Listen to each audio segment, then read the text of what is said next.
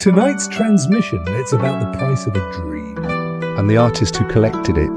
The city of Lin'an in the time of the Southern Song Dynasty was a jewel of mist and moonlight, of lantern-lit canals and whispered poetry. And in a quiet lane, away from the bustle, lived a painter named Wen Jihao. His skill was not in grand landscapes or heroic portraits, but in capturing the human soul in repose. He painted portraits of scholars in their studies, of merchants in their counting houses, but his true mastery, his secret trade, was in painting people before. A client would come to him with a desire, a promotion in the love match, a victory in the imperial examinations. Wen Jihao would listen, his eyes like pools of still ink. Then he would paint them not as they were, but as they would be upon the realization of that dream. The merchant painted standing before a fleet of junks. The scholar painted in the robes of a high official. They called them portraits of potential. And within a season, always, the dream in the portrait would ferment and become real. Wen Jihao was assisted by his young, keen-eyed apprentice, Li. The boy mixed inks, prepared silk, and watched the procession of hopeful, hungry faces. He also noticed what the clients did not.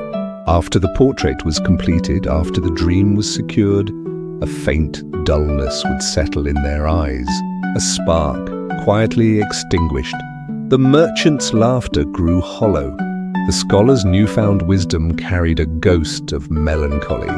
Their latest client was Miss Sia, the daughter of a fading aristocratic family. Her dream was specific, to marry the dashing, newly appointed prefect, Shen Jiang. She was pretty, but her family's influence was a guttering candle. The prefect moved in a higher orbit. Wen Jihao received her in his studio, the air thick with the scent of sandalwood and ground malachite. He studied her face, a desperate hope. "The portrait will show you as his bride," he intoned. "But remember, the canvas demands balance. For every dream woven into being, a thread of waking life is unwound." Miss Zia, breathless, agreed. She would have agreed to anything. For days, Wen Jihao worked in isolation, allowing only Li to bring his meals. The boy would peer from the doorway, watching his master paint with a frightening intensity. The portrait that emerged was breathtaking. There was Miss Sia, resplendent in bridal red, her hand resting on the arm of Prefect Shen Jiang. Her smile was one of perfect, profound joy. It was a masterpiece of yearning given form. Li, however, saw a flaw, a deliberate one. In the painted reflection of a ceremonial vase beside the couple, he did not see the reflection of a joyous bride. He saw Miss Sia's true face, pale, tear-streaked, and utterly, completely empty. The portrait was delivered. The wheels of fate, greased by Wen Jihao's art, began to turn. An improbable introduction was made. A shared interest in rare orchids was discovered. Within 2 months, the engagement of Prefect Shen Jiang and Miss Jia was the talk of Lin'an. And the night the announcement was made, Li followed his master not to the celebrations, but to the oldest, most neglected quarter of the city, to a silent compound shrouded in willow trees. From a hidden vantage point, Li watched Wen Jihao enter a sealed chamber. And from that chamber, through a high, slit window, Li saw a soft, familiar glow. The same ethereal light that seemed to cling to his master's unfinished portraits. It was the light of stolen dreams, collected and bottled. Li fled back to the studio, his heart a drum of dread. He now understood the cost. Wen Jihao was not a facilitator of dreams. He was a tax collector. He took the dream, made it real. And in return, he harvested the dreamer's capacity for future joy, their spark of wonder, leaving them a successful and forever hollow shell. The boy was faced with a silence heavier than any accusation. He could burn the studio and flee. He could confront his master, the man who taught him. Or he could do nothing and become complicit in the slow dimming of the city's soul. He made his choice. He did not burn the studio. He went to the shelf where Wen Zhihao kept his most potent pigments. There, hidden behind a jar of sapphire blue azurite, he found a small, lacquered box. Inside, coiled like a sleeping serpent, was a single, vibrant brush. Its handle was bone white, its bristles a shocking, unnatural crimson. They seemed to pulse, faintly, in rhythm with Li's own quickening heartbeat. This, he knew, was the instrument of the theft. The dream catcher, he took it just as Wen Zhihao returned. The master stood in the doorway, his silhouette filled with the damp night mist. He was not surprised. His expression was one of weary understanding. Li is the same like one used stiffened. You've seen the gallery of my collections. You take what isn't yours, Li said, his voice trembling only slightly.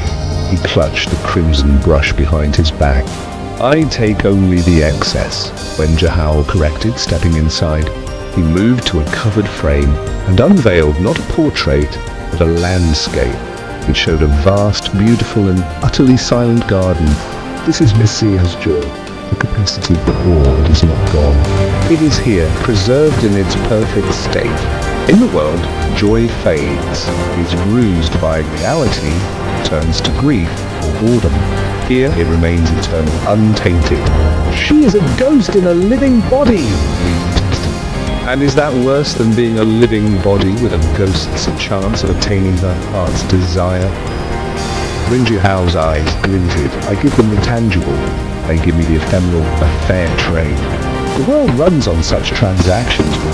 I merely make the ledger visible. He extended a hand. The brush leaf. You do not understand its power or its hunger. It is not a tool for apprentices. But Li was already moving. He darted past his master, out into the ink-black lane. The brush in his hand felt alive, warm, and it whispered to him. It showed him flashes, not dreams, but the hollows left behind. Prefect Shenjiang staring at his beautiful bride with polite, detached eyes. The merchant staring at his treasure vault, feeling nothing. The weight of the stolen dreams was a chorus of silent screams.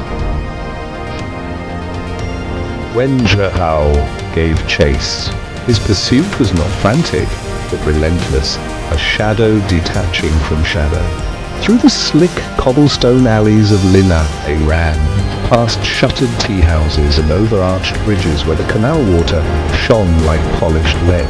Li's breath tore at his lungs. He had one hope, one name muttered by the desperate clients who came too late after their dreams had curdled. Madame Ling. She was a rumor, a blind weaver who lived in the reed marshes outside the city, said to deal in threads of fate, not pigment.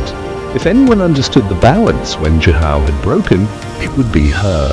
Li reached the city's edge, the marshes, a vast, whispering darkness ahead.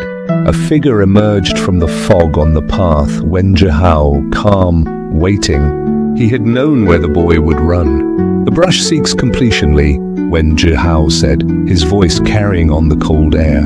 It has tasted the dream of Messiah. It will not be satisfied until it paints its counterstroke. It will use your life, your hope, as its pigment, unless you give it to me. Li felt it then. A pull, a draining sensation starting in his fingers. The crimson bristles glowed brighter. It was beginning to feed on him, on his dream of stopping his master, of setting things right. He stumbled back towards the whispering reeds. And in that moment, trapped between the consuming artifact and the man who wielded it, Li understood the true dilemma. It was not a choice between right and wrong. It was a choice between two types of sacrifice.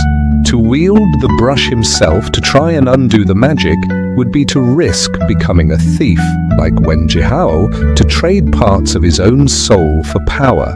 To surrender it was to condemn every future dreamer in Lin'an to a gilded emptiness. So tell me, listening in the quiet dark, when every choice costs a piece of who you are, how do you decide which piece is expendable?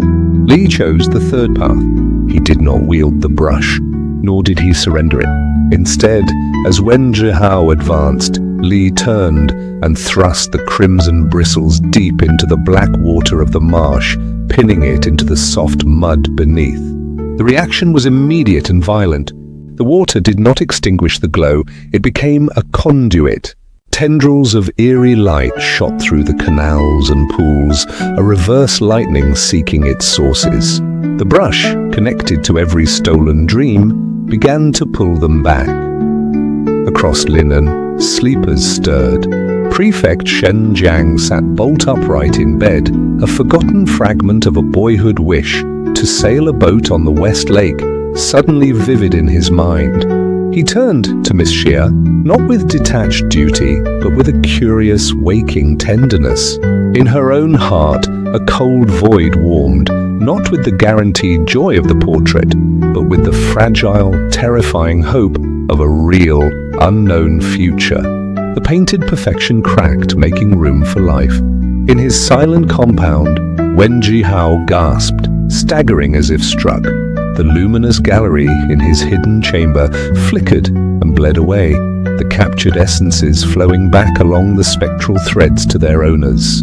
His own features, sustained by this curated energy, began to fray at the edges. He aged decades in moments, not into frailty, but into a profound, weathered exhaustion. From the reeds, Madame Ling emerged. She was old, her eyes milky, but she saw more than light. She placed a hand on Lee's shoulder. "You have rewoven the knot," she said, her voice like rustling silk. The balance was not in hoarding, but in flow. "He dammed the river. You have set it free." Wen Jihao looked at his empty, trembling hands. "I gave them certainty," he whispered, the conviction gone from his voice, leaving only a hollow shell. "You gave them endings," Lee replied, helping his now ancient master to sit on a mossy stone. A dream realized is a story finished. You collected the last page and called it a book. But the beauty is in the reading, master. In the not knowing, Wen Jihao had no retort. He simply sat, watching the last of the ghost light fade from the water, a gardener witnessing the winter of his own making. Lee did not become a painter of portraits. Under Madame Ling's guidance, he became a restorer of tapestries and scrolls, gently mending the frayed edges of things, believing that preservation was not about stopping time, but about allowing it to continue. And the crimson brush, it remained where Lee planted it. The marsh reeds around that spot grow a peculiar shade of rust red, and on certain nights they shimmer. They say if you whisper a true, selfless hope to them, one that seeks no gain, you might just feel a faint, answering warmth, a reminder that some dreams are meant to be carried, not caught. So, as the signal begins to fade, consider this. Is a dream more precious in the having or in the longing?